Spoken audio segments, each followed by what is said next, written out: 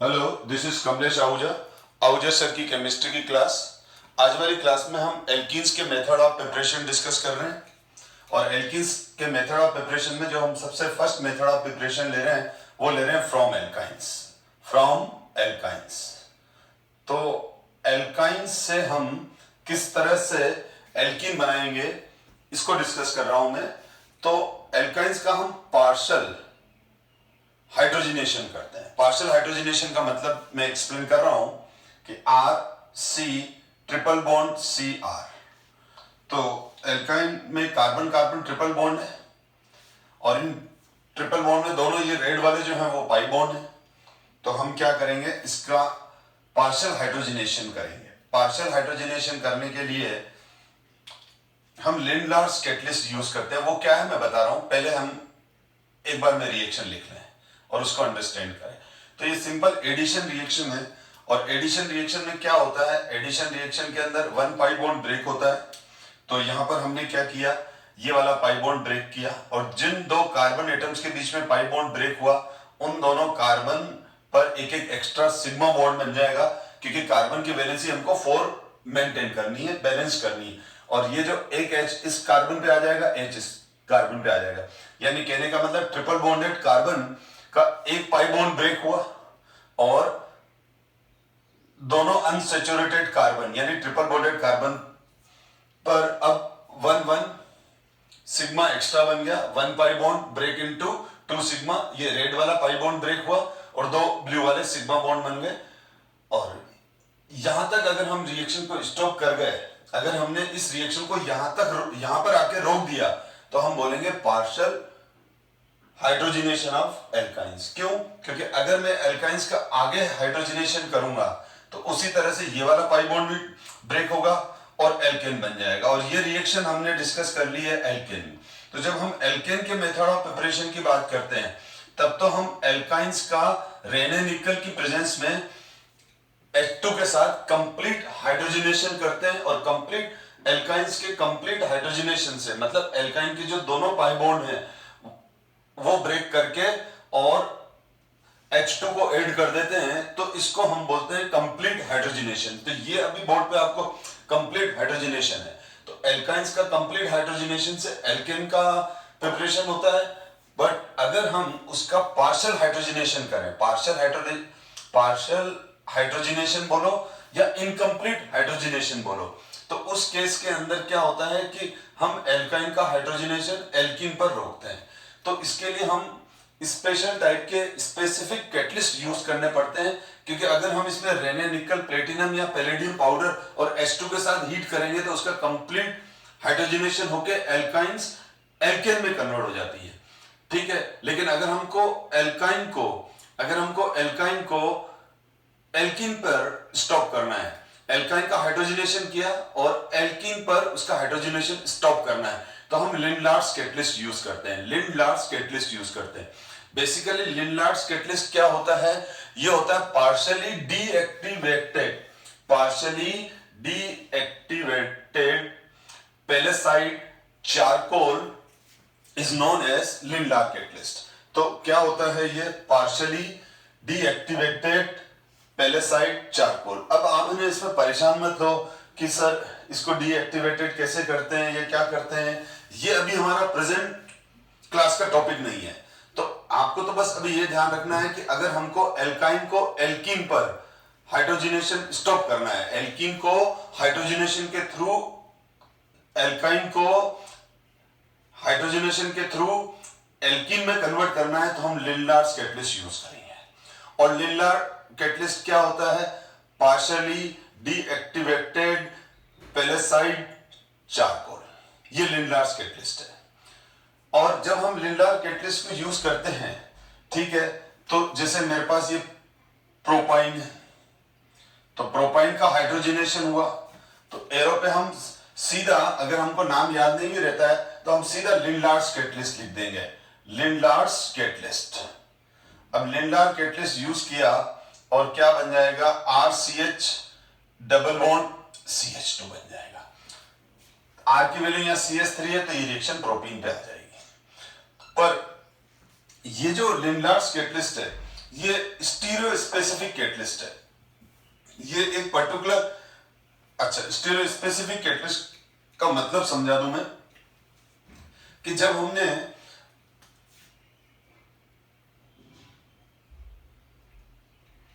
Alkyne का partial hydrogenation, alkyne का partial hydrogenation किया तो एल्कीन बनेगा। अब मैंने प्रीवियस क्लास में डिस्कस किया था कि इसका जब मैं पार्शियल हाइड्रोजनेशन किया मैंने, तो यहां पर क्या बन जाएगा, इसका एल्कीन बन जाएगा बेटा। क्या बन जाएगा? एल्कीन। This is alkene. ठीक है। अब ये वाला जो एल्कीन है ये ज्योमेट्रिकल आइसोमेरिज्म शो करेगा, क्योंकि प्रीवियस क्लास के अंदर मैं डिस्कस कर चुका हूं ज्योमेट्रिकल आइसोमेरिज्म क्या होता है। तो ज्योमेट्रिकल आइसोमेरिज्म शो करेगा, तो इसका मतलब अब ये एल्कीन बन तो गया, पर ये एल्कीन दो तरह की बनेगी। या मैं ये कह रहा हूं ये एल्कीन दो तरह की होती है, बनेगी नहीं, दो तरह की होती है। ठीक है। This alkene is true type on the basis of stereoisomerism, on the basis of geometrical isomerism. अगर दोनों एल्काइल ग्रुप एक ही साइड है और HH इधर है, तो ये तो बन गया सिस फॉर्म, सिस एल्कीन्स। और अगर ये वाला बन गया, तो अब क्वेश्चन ये है कि बहुत बार कॉम्पिटिटिव एग्जाम में पूछ लेते हैं कि आपने जब लिंडार कैटलिस्ट यूज किया, आपने जब लिंडार कैटलिस्ट यूज किया, तो लिंडार कैटलिस्ट यूज किया तो उस केस के अंदर एल्कीन तो बनेगा, पर कौन सा एल्कीन बनेगा? विच एल्कीन इज फॉर्म्ड, सिस और ट्रांस? तो लिंडार कैटलिस्ट के प्रेजेंस के अंदर जो कैटलिस्ट, लिंडार कैटलिस्ट जब हम यूज करेंगे बेटा, तो उस केस में सिस एल्कीन बनता है। तो लिंडार कैटलिस्ट के प्रेजेंस में क्या बनेगा? LINDL ARS, Lindlar catalyst LINDLARS। ठीक है। लिंडार कैटलिस्ट जब यूज करते हैं तो सिस आइसोमर बनता है। ठीक है। तो लिंडार कैटलिस्ट क्या देगा हमारे को? सिस आइसोमर देगा। लेकिन अगर हम इसकी जगह, ठीक है, however alkyne on reduction with sodium in presence of liquid ammonia, however alkyne on reduction with sodium in presence of liquid ammonia, अगर हम एल्काइन को sodium in presence of liquid ammonia में करें, तो ये भी पार्शियल हाइड्रोजिनेशन करता है। एल्काइन को एल्काइन पर स्टॉप करता है। ठीक है। पर ये ट्रांस आइसोमर बनाता है। तो अगर हमारे को मेजर प्रोजेक्ट ट्रांस चाहिए, ट्रांस एल्कीन चाहिए, तो हम इस एल्काइंस का पार्शियल हाइड्रोजिनेशन करेंगे sodium in presence of liquid ammonia, तो हमको ट्रांस एल्कीन मिलेगा।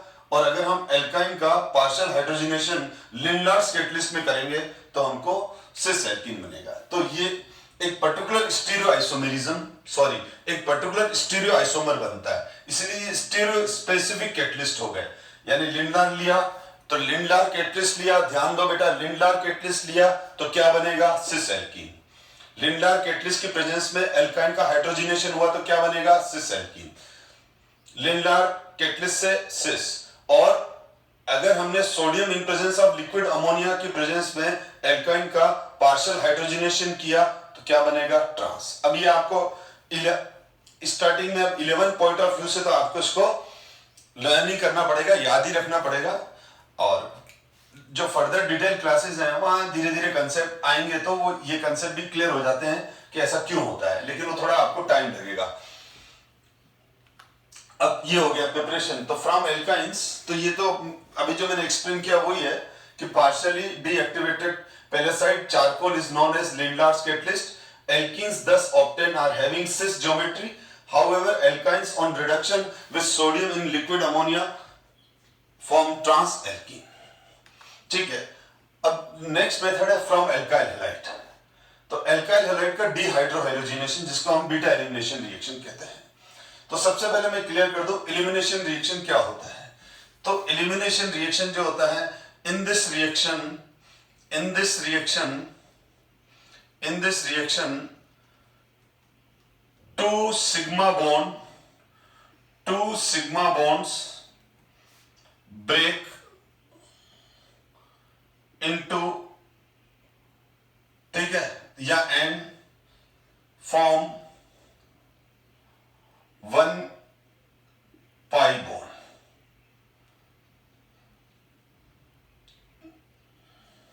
वन पाई बॉन्ड बनता है इसमें।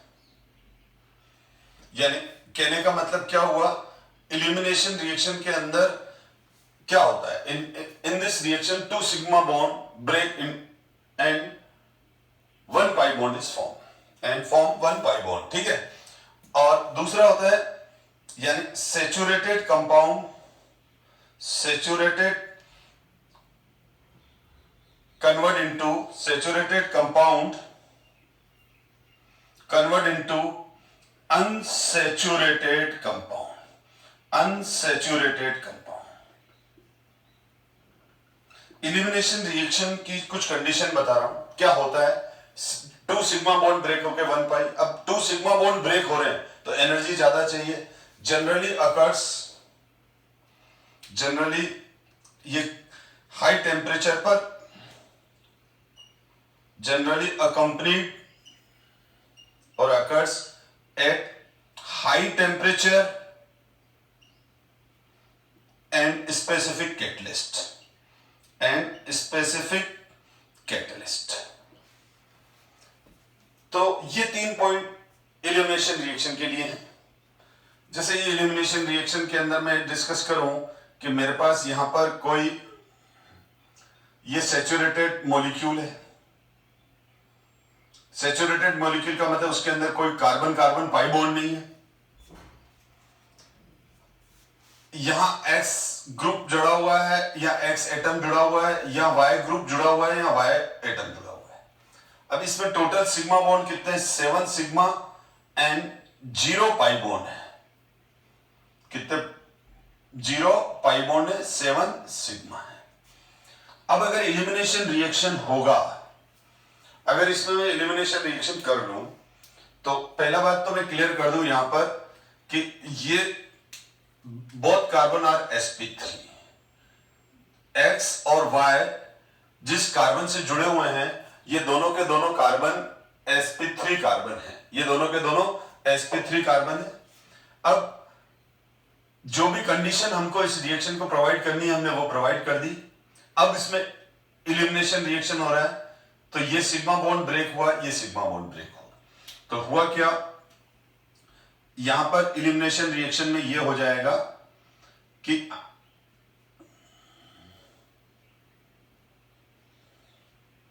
ये y और ये x, ठीक है। तो अब क्या होगा, होगा ये कि ये सिग्मा बॉन्ड ब्रेक हुआ, ये सिग्मा बॉन्ड ब्रेक हुआ, ये सिग्मा बॉन्ड ब्रेक हुआ। तो कितने सिग्मा बॉन्ड ब्रेक हुए in this reaction, 2 sigma bond breaks हो गए, दोनों ब्रेक कर दिए मैंने break, and 1 pi bond is form, ये बन गया 1 पाई बॉन्ड। जैसे इन दोनों के सिग्मा टूटे तो ये दोनों कार्बन की वैलेंसी इनकम्प्लीट हो गई, तो वो वैलेंसी कंप्लीट करने के लिए बॉन्ड बना लेंगे। वापस देखना एक बार ताकि आपको पॉइंट समझ में आए। मैंने क्या कहा, इलिमिनेशन रिएक्शन में क्या होता है, इलिमिनेशन रिएक्शन में 2 सिग्मा बॉन्ड ब्रेक हुए, ये एक कार्बन और वाई के बीच का सिग्मा बॉन्ड ब्रेक हुआ, ये कार्बन और एक्स के बीच का सिग्मा बॉन्ड ब्रेक हुआ, 2 सिग्मा बॉन्ड ब्रेक हो गए। अब इस कार्बन और इस कार्बन की वैलेंसी एक एक कम हो गई, ये दोनों कार्बन अपनी वैलेंसी सेटिस्फाई करेंगे तो आपस में कर लेंगे तो पाई बॉन्ड बन जाएगा, क्योंकि सेकंड अगर कार्बन के बीच में दूसरा बॉन्ड बन रहा है, सेकंड बॉन्ड बन रहा है तो वो पाई है, और एक्स और वाई अलग हो गए तो ये आपस में कंबाइन करके एक्स वाई बना लेंगे। तो यहां पर क्या हुआ, अल्टीमेटली 5 सिग्मा बॉन्ड हो गए, 1 2 3 4 5 सिग्मा बॉन्ड हो गए, और 1 पाई बॉन्ड आ गया। सेचुरेटेड था ये, अभी अनसेचुरेटेड हो गया, कार्बन कार्बन डबल बॉन्ड आ गया, एल्कीन प्रिपेयर हुआ। तो इन रिएक्शन को हम क्या बोलते हैं, इलिमिनेशन रिएक्शन। अब इसमें लिखा हुआ है कि फ्रॉम एल्काइल हैलाइड डिहाइड्रोहेलोजिनेशन, यानी अगर Y की जगह मैं क्या ले लूं, H ले लूं, X हेलोजन है। अब ये X क्या हो सकता है, फ्लोरीन, क्लोरीन, ब्रोमीन और आयोडीन। तो ये एल्काइल हैलाइड हो गया। जैसे ये CH3 CH2X हो गया, CH3 CH2Cl हो गया, क्योंकि X की वैल्यू Cl भी हो सकती है, Br भी हो सकती है, I भी हो सकती है, F भी हो सकती है। ठीक है। और अब इस केस के अंदर इस कार्बन से हाइड्रोजन हट गया, उसी तरह से तो ये HX। तो अब इस मॉलिक्यूल से क्या बाहर आया? इस मॉलिक्यूल से एक तो हाइड्रोजन बाहर निकला और दूसरा क्या बाहर निकला? हेलोजन। तो डी का मतलब निकलना, क्या? Hydro halogenation. तो ये टर्म समझ में आ गई। डिहाइड्रो हेलोजिनेशन का मतलब किसी भी एल्काइल हैलाइड से हाइड्रोजन और हेलोजन का बाहर निकलना, elimination of hydrogen and halogen from alkyl halide. Example से समझे और अच्छा समझ में आ जाएगा। सपोज करो ये वाला मॉलिक्यूल, यहां पर क्लोरीन है और ये सारे HH है, ये sp2 कार्बन हो गए। तो यहां sp3 से sp2 कार्बन हुआ था, तो हाइब्रिड स्टेट भी कम हुई थी। चलो अब ये देखो, ये हुआ CH3 CH2Cl। अब ये मेरे पास कौन सा मॉलिक्यूल है? CH3 CH2Cl। This is the CH3 CH2Cl। Ethyl chloride है, क्लोरोइथेन है, IUPAC name, common name ethyl chloride, और IUPAC नेम क्लोरोइथेन है। अब यहां से Cl निकला, यहां से H निकला, और बाकी ये HH तो एज इट इज है। तो यहां पर क्या बन गया? तो यहां पर ये बन गया क्लोरोइथेन, इथीन में कन्वर्ट हुआ और HCl निकल गया, H और Cl निकल गया। तो अब इस रिएक्शन को बोलेंगे डिहाइड्रोक्लोरिनेशन। डिहाइड्रोक्लोरिनेशन। दोनों कार्बन sp3 है, दोनों sp2 हो गए। यहां कोई पाई बॉन्ड नहीं है, ये सैचुरेटेड है, या पाई बॉन्ड आ गया तो ये अनसैचुरेटेड हो गया। अब ये रिएक्शन में क्या है? ये 2 सिग्मा बॉन्ड ब्रेक हुए, तो सिग्मा बॉन्ड स्ट्रॉन्ग है, तो इनको ब्रेक करने के लिए ज्यादा टेम्परेचर चाहिए, हाई टेम्परेचर चाहिए। अब क्वेश्चन ये है कि हम इसको बीटा एलिमिनेशन क्यों कहते हैं? तो बीटा एलिमिनेशन इसीलिए कहते हैं इस रिएक्शन को, डिहाइड्रो हेलोजिनेशन को, कि जिस कार्बन से ये हेलोजन बॉन्डेड है उसको हम बोलेंगे अल्फा कार्बन, और अल्फा कार्बन से जुड़े हुए इन हाइड्रोजन को अल्फा H एटम।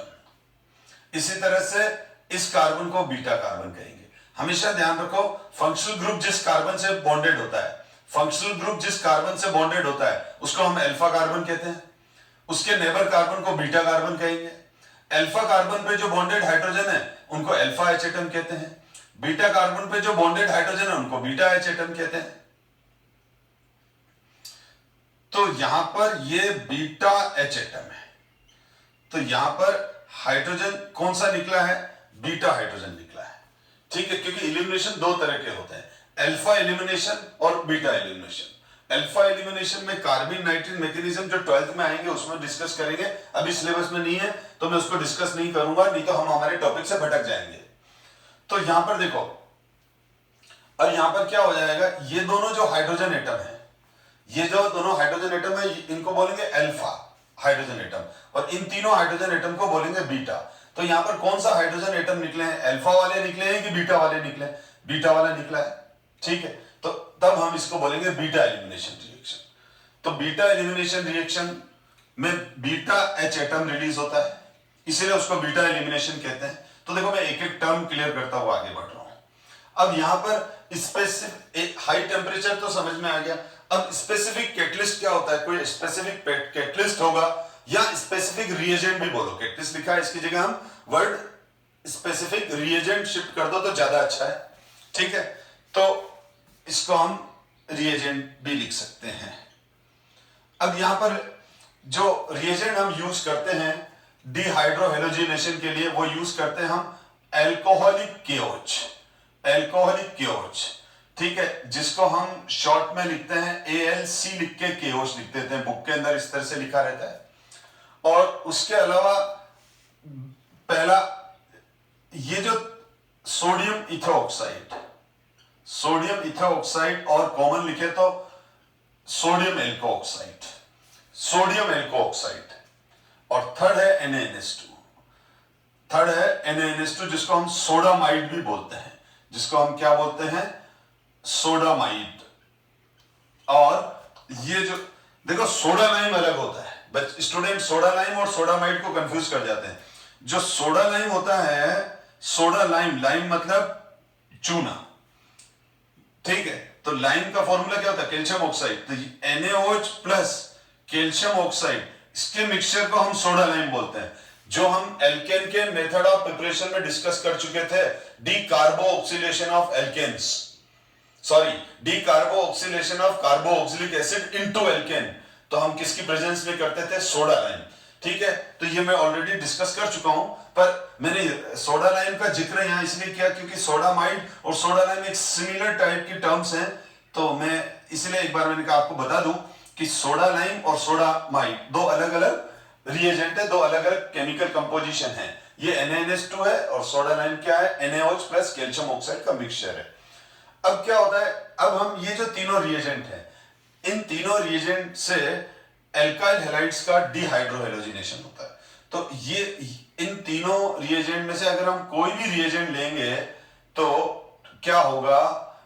डिहाइड्रोहेलोजिनेशन होगा। किसका डिहाइड्रोहेलोजिनेशन होगा? एल्काइल हैलाइड्स का।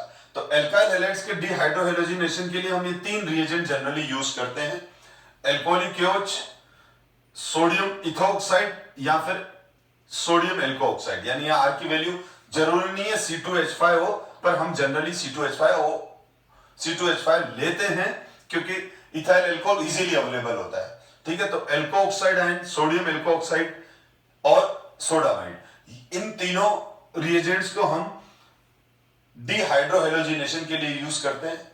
अब हम अगर बात करें 11 पॉइंट ऑफ व्यू से, कॉम्पिटेटिव में तो ये दोनों भी हैं। तो यहां पर अगर हम ये देखें तो एनसीईआरटी ने एल्कोहलिक OH ले रखा है, ठीक है। हाँ, कहीं कहीं NaNH2 भी यूज कर रखा है और कहीं ये भी यूज कर रखा है। तो मेनली जनरली उसने एल्कोहलिक OH यूज कर रखा है। तो हम डिस्कस करते हैं एल्कोहलिक OH को लेके, ठीक है। तो इन तीनों में से कोई भी रिएजेंट हो, आपको बीटा एलिमिनेशन करना है। मैं एक रिएक्शन एक्सप्लेन कर देता हूं आपको।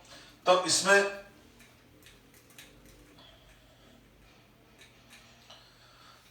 ध्यान देना, CH3 CH2Cl। अब यह है chloroethane. Chloroethane, this is chloroethane.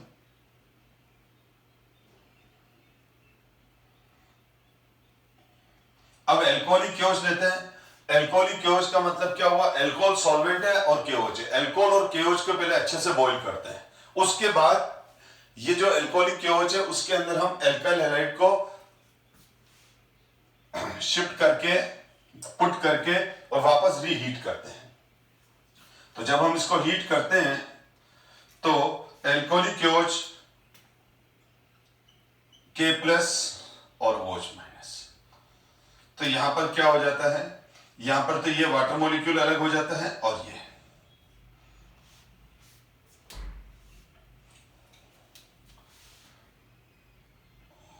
तो यहां पर ये बन जाता है KCl प्लस H2O। तो यहां से वही हुआ तो बेटा वही।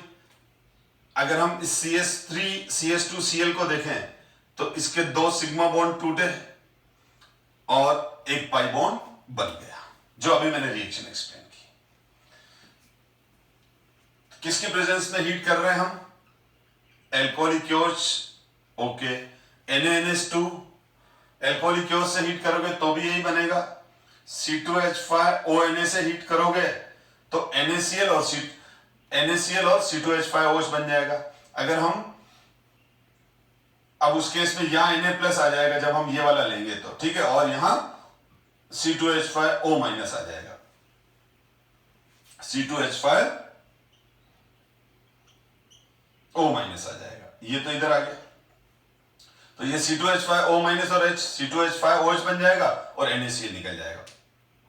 और अगर मैंने इसकी जगह NaNH2 ले लिया, अगर मैंने इसकी जगह क्या ले लिया बेटा? NaNH2 ले लिया, तो Na+ यहां के NaCl निकाल लेगा और NH2- इससे रिएक्शन करके NH3 बना देगा। यानी NaNH2 सोडामाइड लेंगे तो NaCl और NH3 बाय प्रोडक्ट मिलेगा। एल्कोहलिक क्योश लेंगे तो बाय प्रोडक्ट मिलेगा KCl खाली बाय प्रोडक्ट चेंज हो जाएंगे, मेन प्रोडक्ट वही रहेगा। इसीलिए हम, और हमारा टारगेट क्या है, एल्कीन, तो हम तीनों में से कोई भी रिएजेंट लें, हमारा टारगेट एल्कीन हमको मिलेगा। अब अगर मैं इधर कोई भी एल्काइल ग्रुप ले लूं तो R, तो ये R आ जाएगा बेटा। अब ये R की वैल्यू CH3 होगी तो प्रोपीन बन जाएगा, C2H5 होगा तो 1 ब्यूटीन बन जाएगा। अब हम आगे बढ़ते हैं, तो इससे हम क्या बना सकते हैं, एल्कीन बना सकते हैं। अब यहां पर एक रूल आता है, सेटजेफ्स रूल। सेटजेफ रूल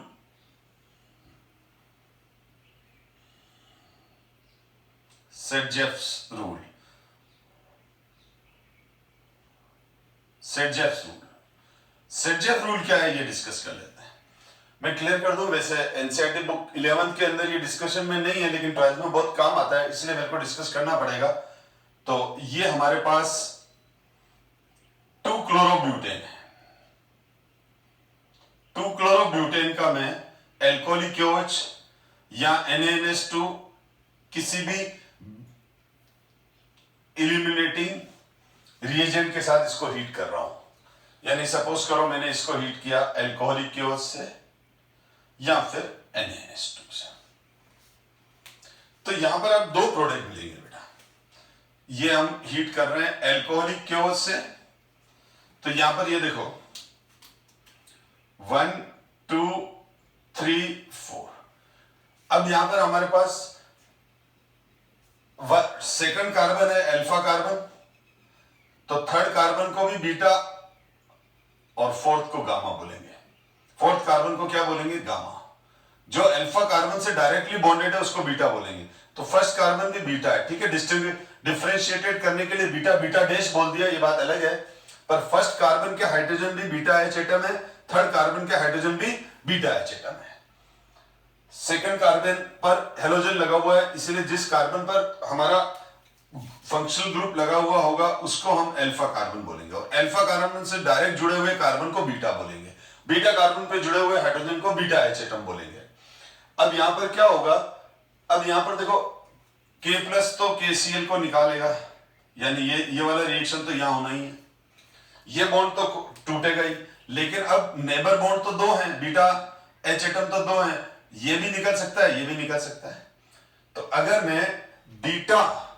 मैं अगर क्या करूं, बीटा एच एटम को एलिमिनेट करूं या बीटा डैश एच को करूं, यानी थर्ड कार्बन से एच एटम एलिमिनेट करूं, ठीक है। थर्ड कार्बन से एच एटम एलिमिनेट करूं या फिर फर्स्ट वाले कार्बन से एच एटम एलिमिनेट करूं, दो बातें हो गई बेटा। तो जब मैं बीटा से करूंगा, यानी ये वाला यहां से कर रहा हूं मैं, और इधर ये वाला कर रहा हूं, और इधर से ये वाला कर रहा हूं, दो बातें हो गई। या तो ये वाला हाइड्रोजन हटाएंगे तो सेकंड, और ये वाला हाइड्रोजन हटाएंगे तो सेकंड और थर्ड के बीच में पाई बॉन्ड बन जाएगा। ये वाला हाइड्रोजन हटाएंगे तो फर्स्ट और सेकंड के बीच में बन जाएगा। तो अब जब मैंने ये वाला हाइड्रोजन हटाया तो क्या बना, CH3 CH double bond CH CH3 butene बन गया बेटा। सेकंड और थर्ड कार्बन के बीच में पाई बॉन्ड आएगा, और अगर ये H हटाया मैंने तो मेरे पास बनेगा CH2 डबल 1 ब्यूटीन बनेगा, ब्यूट 1 इन बनेगा, CH2 double bond CH2 CH3। KCl और H2O बाय प्रोडक्ट है। Is it clear? मेरे हिसाब से यहां तक तो कोई दिक्कत नहीं होगी। अब आपको यह बात क्लियर हो चुकी है कि 2-क्लोरोब्यूटेन जो है, 2-क्लोरोब्यूटेन से हमारे को दो प्रोडक्ट मिलेंगे, 1 ब्यूटीन और 2 ब्यूटीन। अब 1 ब्यूटीन को मैं अगर इसका स्ट्रक्चर देखूं तो 1 ब्यूटीन का स्ट्रक्चर इधर ले लेता हूं मैं। ये सिमेट्रिकल एल्कीन है। मैं सिमेट्रिकल एल्कीन और अनसिमेट्रिकल एल्कीन को थोड़ा और क्लियर कर दूंगा। ये सिमेट्रिकल एल्कीन है और ये अनसिमेट्रिकल एल्कीन है, 1 ब्यूटीन।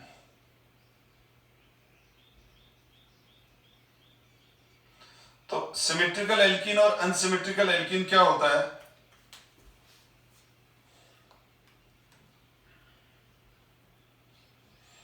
ये देखो, ये हमारा कार्बन कार्बन, ये कार्बन कार्बन डबल बॉन्ड है। अब आप इधर फोकस करो जहां मैं लिख रहा हूं, ये कार्बन कार्बन डबल बॉन्ड है और इधर भी ये, तो एल्कीन फंक्शनल ग्रुप तो ये कार्बन कार्बन डबल बॉन्ड है। अब यहां पर दोनों तरफ बैलेंस बैलेंस है, दोनों कार्बन, दोनों अनसेचुरेटेड कार्बन, दोनों sp2 कार्बन, दोनों रेड कार्बन पर एक H है और एक CH3 है, एक H है और एक CH3 है, यानी दोनों कार्बन पे वैलेंसी बैलेंस है, मास सेम है, यानी यहां पर भी इस कार्बन को भी एक H और एक CH3 है, इस कार्बन पर भी एक H और एक H और एक CH3 है। और यहां पर क्या हो गया, एक पर तो C2H5 और H है और दोनों पे H है, तो इसको बोलेंगे अनसिमेट्रिकल एल्कीन्स। जब डबल बॉन्डेड कार्बन पे दोनों तरफ वैलेंसीज एक जैसी हो यानी बैलेंस हो, तो उसको क्या बोलेंगे? Symmetrical alkene. जैसे यहां बैलेंस है, अब देखो यहां CH3 है और यहां पर भी CH3 हो, यहां पर भी CH3 हो, यहां पर भी CH3 हो, तो सिमेट्रिकल हो गया। लेकिन यहां एक CH3 आ गया सपोज करो, ठीक है, और यहां H ही है, तो अनसिमेट्रिकल हो जाएगा, ठीक है। यानी इधर जो वैलेंसी है वैसी की वैसी इधर वैलेंसी होनी चाहिए। इधर मिथाइल और हाइड्रोजन है तो इधर भी मिथाइल और हाइड्रोजन है, तो ये सिमेट्रिकल हुआ।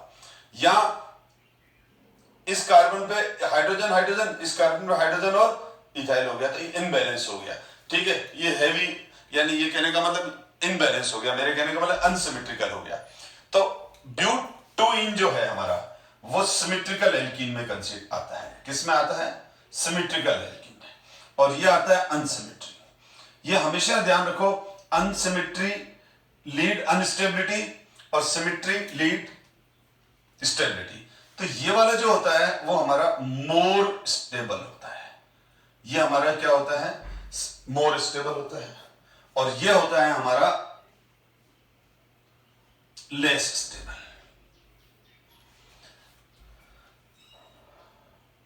अब अगर मैं बोलूं कि इस एल्कीन में कितने एल्काइल ग्रुप हैं, तो आप बोलेंगे 2 है। क्या नाम है? दोनों का नाम मिथाइल है। इस एल्कीन को पूछो आपके पास कितने मिथाइल ग्रुप है, तो ये एल्कीन बोलेगी मेरे पास 2 मिथाइल ग्रुप है।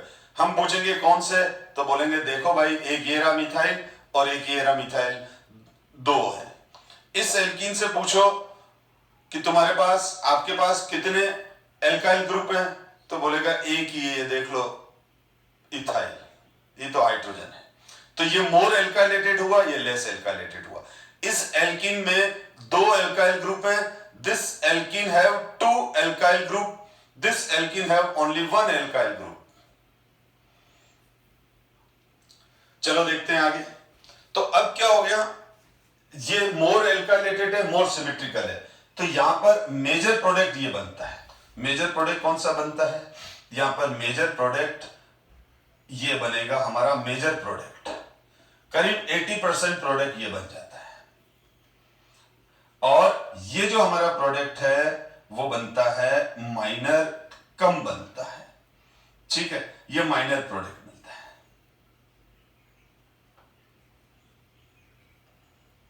कम ये बनता है। तो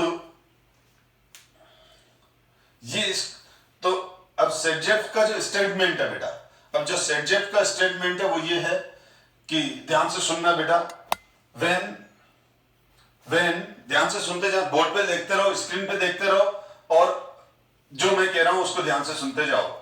when more then 2 products, sorry वापस सुनना, व्हेन मोर देन 1 प्रोडक्ट, अब बहुत बार क्या 3 भी बनते हैं, इसलिए ये स्टेटमेंट मैं बोल रहा हूं। When more than 1 product form from beta elimination reaction of any molecule. अब एनी मॉलिक्यूल इसलिए बोल रहा हूं बेटा क्योंकि ठीक है, हम अभी तो 11 में हैं, तो हमको लग रहा है हम ये पहला ही एग्जांपल देख रहे हैं, लेकिन बीटा एलिमिनेशन अल्कोहल में भी होते हैं और दूसरे मॉलिक्यूल्स में भी होते हैं, ठीक है। तो इसीलिए हम कॉमन स्टेटमेंट बोलेंगे। तो वापस सुनना, when more than 1 products are form from beta elimination of any organic molecule, in this case in this case that product is measured, in this case that product is measurably formed who is symmetrical, more alkylated. ठीक है, ये statement है सेजेफ law का। यानी सेजेफ rule ये कहता है कि जब एक से ज्यादा इल्यूमिनेट प्रोडक्ट बनते हो किसी ऑर्डिनरी मॉलिक्यूल के बीटा एलिमिनेशन रिएक्शन से, यानी जब एक से ज्यादा प्रोडक्ट बन रहे हैं, सीधी बात करें तो वो वाला मेजर होगा जो सिमेट्रिकल हो, ज्यादा एल्काइलेटेड हो। ये तो हमको एग्जाम में डेफिनेशन लिखनी है, बट शॉर्ट ट्रिक बता रहा हूं जिससे हम क्वेश्चन करेंगे, क्योंकि एग्जाम में कोई आपसे सेजेफ रूल को डिफाइन करने को नहीं पूछेगा। वो तो इस तरह से रिएक्टेंट दे देगा और आपको बोलेगा predict the major product, predict the major product. अब आप इसका मेजर प्रोडक्ट प्रिडिक्ट करो, ये कहेगा वो। तो अब उस केस के अंदर शॉर्ट ट्रिक ही हमको काम आएगी। हम बोलेंगे ये शॉर्ट ट्रिक आप मार्जिन लाइन पे या अगर आप मेरे साथ पैरेलल नोट्स बनाते हो तो लिख लो स्टार लगा के कि H atom eliminate from that beta carbon. ध्यान से सुनो, यहाँ 2 बीटा कार्बन है, 1 और 3। ठीक है, 1 कार्बन और 3 कार्बन या बीटा कार्बन है, इस पे जुड़े हुए हाइड्रोजन बीटा हाइड्रोजन है। ध्यान से सुनना, स्टार लगा के पॉइंट लिखेंगे हम कि H atom eliminate from that beta carbon which have less number of beta H atom. H atom उस बीटा कार्बन से निकलेगा, H atom उस बीटा कार्बन से निकलेगा जिस बीटा कार्बन पर नंबर ऑफ हाइड्रोजन कम है। मेजर प्रोडक्ट फाइंड करेंगे उससे। तो मेजर प्रोडक्ट कहां से मिलेगा? जिस बीटा कार्बन पर हाइड्रोजन कम है। यानी देखो, थर्ड वाले कार्बन पर 2 हाइड्रोजन है, फर्स्ट वाले कार्बन पर 3 हाइड्रोजन है। तो किस कार्बन पर हाइड्रोजन कम है? थर्ड कार्बन पर हाइड्रोजन कम है, less number of hydrogen third carbon पर है, तो उसी कार्बन से हाइड्रोजन निकालो। जिस कार्बन पर पहले से हाइड्रोजन कम है उसी से ही हाइड्रोजन निकालो। वो ये शॉर्ट ट्रिक है कि H atom eliminate from that beta carbon which have less number of H atom, जिस पर लेस नंबर ऑफ क्या है? H एटम है, उसी से ही हम निकालेंगे। देखो बेटा, आगे बात करते हैं हम। जैसे इसके कुछ एग्जाम्पल दे। अब एग्जाम में जैसे क्वेश्चन आया CH3 CH CH3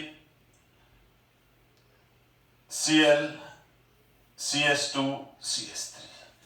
अब मैं इसका अब आप इसका प्रेडिक्ट करो बेटा।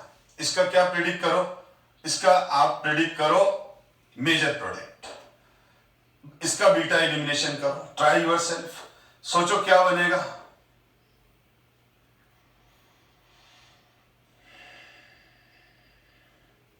यस, देखो क्या बनेगा इसमें से। अब यहां पर वही हो गया, ये हमारा अल्फा, ये बीटा डैश। तो H कहां से निकलेगा? H कहां से निकलेगा? इस केस में अगर मैं इसको एल्कोहलिक की ओर से रिएक्शन कराऊं तो प्रोडक्ट तो 2 बनेंगे। एक बार हाइड्रोजन यहां से निकलेगा, एक बार हाइड्रोजन यहां से निकलेगा। लेकिन अगर मैं सेजेफ प्रोडक्ट बनाऊं, उसको हम जो मेजर प्रोडक्ट बनाते हैं हम उसको सेजेफ प्रोडक्ट भी बोलते हैं। तो मैं अगर सेजेफ प्रोडक्ट बनाऊं तो H, इस कार्बन पे कितने H एटम है? This carbon have 2H atom, और इस पर कितना है? 1H atom. शॉर्ट ट्रिक क्या सिखाई मैंने? H एटम उस कार्बन से हटाओ जिस कार्बन पर पहले से ही हाइड्रोजन कम है। तो यहां पर 2 है, यहां 1 है, तो यहां से निकलेगा और मेजर प्रोडक्ट बनेगा ये। तो देखो, शॉर्ट ट्रिक से हमको बेनिफिट हुआ। और ये बुक के अंदर क्वेश्चंस हैं 12 के एनसीईआरटी में, तो बहुत सारे क्वेश्चन हैं। आपको पूछा जाएगा ये वाला मॉलिक्यूल है और इसका एल्कोहलिक की ओर से ट्रीट किया तो इसका सेजेफ प्रोडक्ट बनाओ। सेजेफ प्रोडक्ट मतलब ये वाला। मेजर प्रोडक्ट बनाओ मतलब ये वाला। जो मेजर प्रोडक्ट है उसी को हम सेजेफ प्रोडक्ट बोलते हैं। बहुत बार स्टूडेंट मेजर प्रोडक्ट तो उनको याद रहता है, लेकिन वो बहुत बार ये नहीं सोचते कि सेजेफ प्रोडक्ट क्या है। सेजेफ प्रोडक्ट भी यही है। एक हॉफमैन्स प्रोडक्ट भी होते हैं जो हम बाद में डिस्कस करेंगे, वो आगे फर्दर क्लासेस में आएंगे। वो भी बीटा एलिमिनेशन के प्रोडक्ट होते हैं, वो अलग होते हैं, वो बाद में कंसेप्ट डिस्कस करेंगे। ठीक है, तो इसका मेजर प्रोडक्ट ये बनेगा। इसी तरह से मैंने अगर एक और, अब मैं अगर जैसे ये एक और एग्जांपल ले लेता हूं,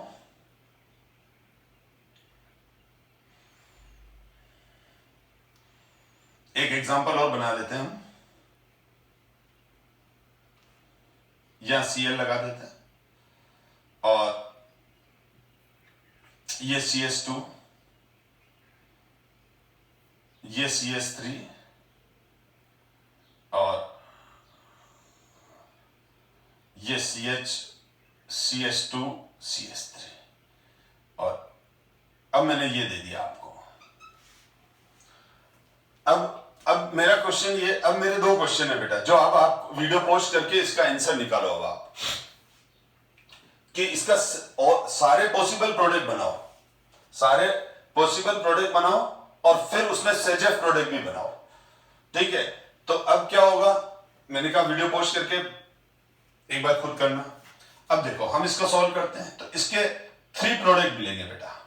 इस केस में हमारे पास 3 प्रोडक्ट मिलेंगे। एल्कोहलिक क्योज से ट्रीट करेंगे तो हमारे पास 3 प्रोडक्ट मिलेंगे। एक तो हमारे पास ये भी बीटा है, ये भी बीटा है और ये भी बीटा है, और जब एक से ज्यादा बीटा होते हैं तो हम क्या करते हैं, beta beta dash beta double dash.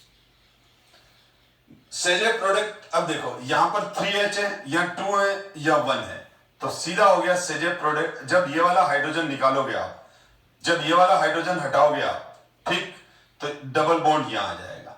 Carbon और बीटा डैश कार्बन के बीच में, कार्बन यानी ये अल्फा कार्बन है, ये तो अल्फा कार्बन है, रेड वाला कार्बन अल्फा कार्बन है, और अल्फा कार्बन रेड वाले कार्बन और बीटा डैश कार्बन के बीच में बॉन्ड बन जाएगा। तो सेजेफ प्रोडक्ट तो यही बनने वाला है, CH3 CH2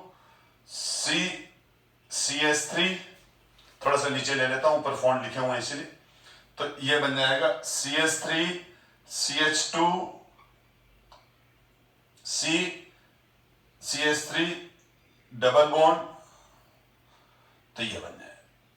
ये हमारा इसका मेजर प्रोडक्ट बन जाएगा या सेजेफ प्रोडक्ट बन जाएगा, ठीक है। अब दूसरा क्या बन जाएगा, एक ये बनेगा और एक ये बनेगा। तो अब इसमें CS3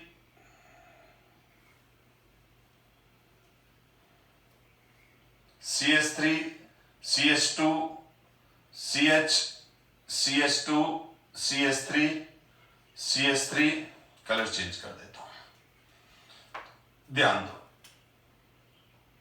CS3 CH2 CH CS3 CH2 CS3 double bond CH2, एक ये बन जाएगा बेटा। और थर्ड वाला यहां से हटा दो आप, ठीक है, ये तो हटाया हमने हाइड्रोजन यहां से। अब जब यहां से हटाएंगे तो बन जाएगा CS3 CH double bond CS3 CH CS3 CH2 CS3।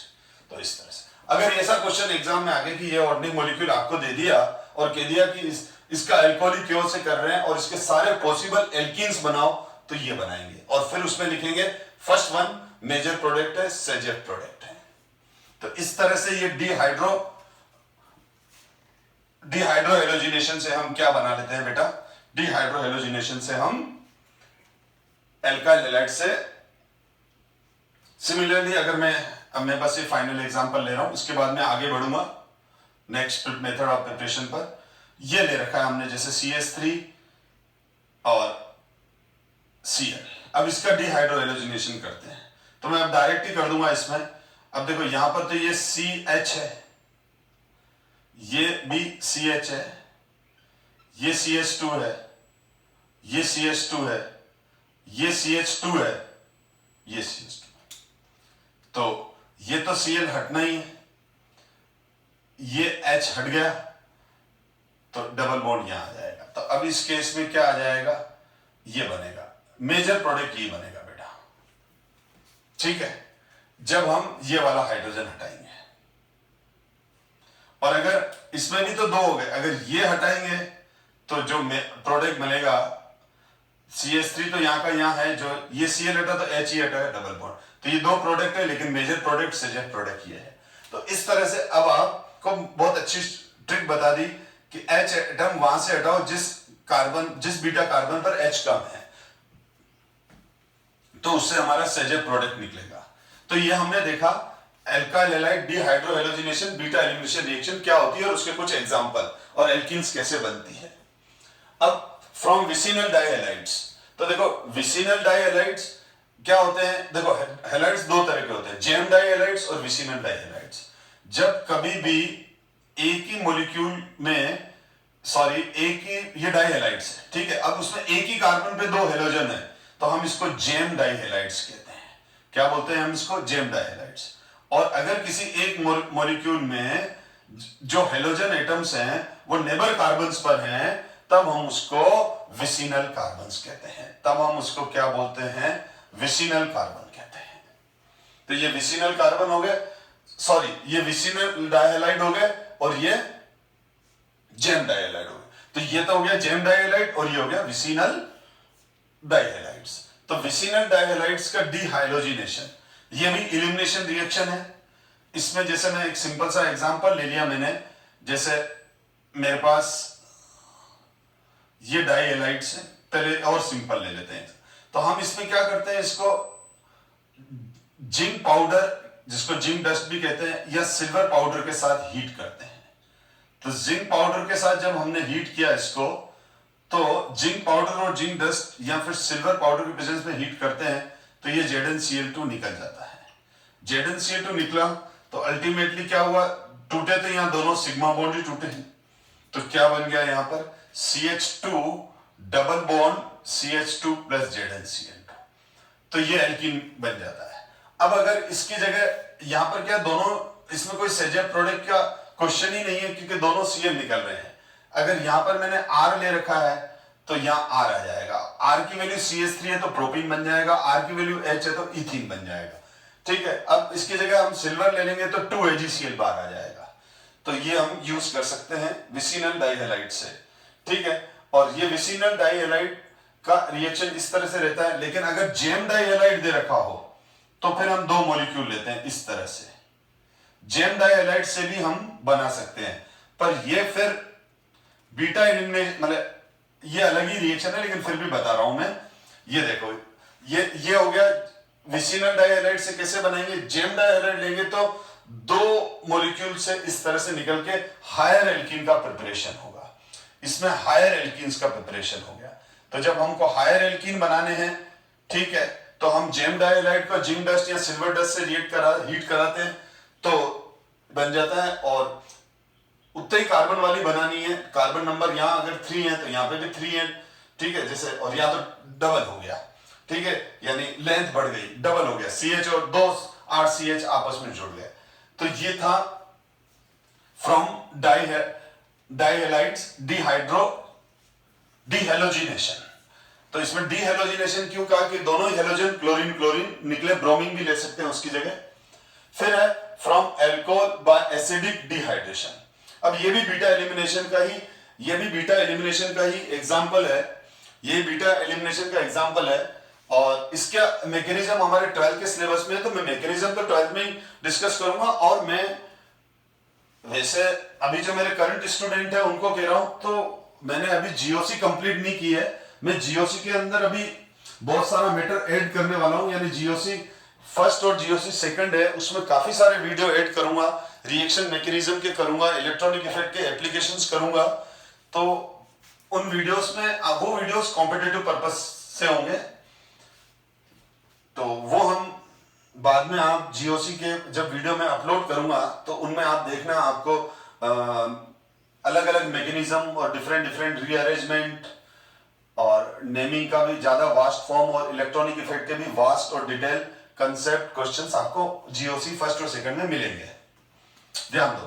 तो यहां पर हम अल्कोहल का डिहाइड्रेशन करते हैं, तो रिएजेंट लेते हैं हम कॉन्संट्रेटेड H2SO4। क्या लेते हैं? कंसंट्रेटेड H2SO4 लेते हैं। सबसे ज्यादा फेमिलियर यही है। बहुत बार कंसंट्रेटेड फास्फोरिक एसिड भी लेते हैं, Al2 और 3 भी लेते हैं, पर सबसे ज्यादा जो कॉमन रिएजेंट है डिहाइड्रेशन के लिए अल्कोहल का वो कंसंट्रेटेड H2SO4 है। लेकिन रिप्लेस, ठीक है, सब्स्टिट्यूट जो रिएजेंट्स हैं वो फास्फोरिक एसिड और Al2O3 एल्यूमिना है और फिक्स है। जब हम इल्यूमिनेशन रिएक्शन की बात कर रहे हैं तो हाई टेम्परेचर तो होना ही है। तो जब हम अल्कोहल को हीट करते हैं कंसंट्रेटेड H2SO4 से, तो जैसे मेरे पास CH3OH है, CH3CH2OH है, इथाइल अल्कोहल है। तो जैसे मैंने अभी आपको बताया था, बिल्कुल same concept, beta elimination reaction है। कंसंट्रेटेड H2SO4 के साथ में हीट करूंगा, कंसंट्रेटेड H2SO4 के साथ हीट करूंगा, वाटर मॉलिक्यूल निकलेगा और जब वाटर मॉलिक्यूल निकला तो यहां पर आप देख लो, ये अल्फा कार्बन है, ये बीटा कार्बन है, ये बीटा H एटम है। तो इलिमिनेशन क्या हुआ, बीटा H एटम पर ही हुआ। तो बीटा एलिमिनेशन का ही एग्जांपल है। Cl की जगह यहां OH आ गया, अल्कोहलिक OH की जगह कंसंट्रेटेड H2SO4 आ गया। बाकी रिएक्शन वही है, 2 सिग्मा बॉन्ड ब्रेक हुए हैं, 1 पाई बॉन्ड बन रहा है, सैचुरेटेड मॉलिक्यूल अनसैचुरेटेड में कन्वर्ट हो रहे हैं, हाइब्रिड स्टेट sp3 से sp2 हो रही है। और अगर मैंने यहां प्रोपीन ले लिया तो प्रोपेनॉल ले लिया तो प्रोपीन बन जाएगा। अब यहां पर वही वाली बात है कि अगर मैंने इसकी जगह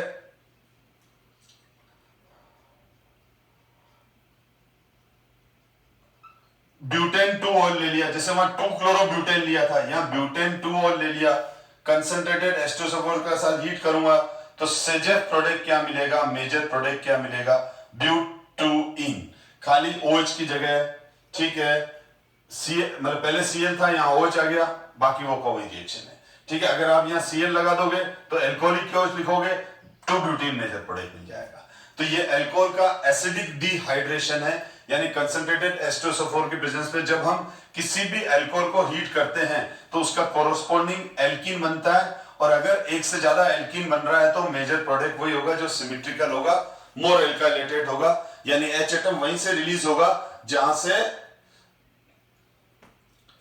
जिस कार्बन पर हाइड्रोजन के नंबर कम होंगे। अब देखो, अब मैंने ये मेथड ऑफ प्रिपरेशन एल्कीन्स के डिस्कस कर लिए हैं जो एनसीईआरटी बुक में है अभी, और एडिशनल मैंने कॉम्पिटिटिव के बुक वीडियोस में डाल रखे हैं। और ये जो है केमिकल प्रॉपर्टीज, अब मैं केमिकल प्रॉपर्टीज एक सेपरेट कंसेप्ट है, तो मैं नेक्स्ट क्लास में केमिकल प्रॉपर्टीज के बारे में डिस्कस करूंगा। Thank you so much my dear student, यहां से क्लास आगे कंटिन्यूस करेंगे। ओके।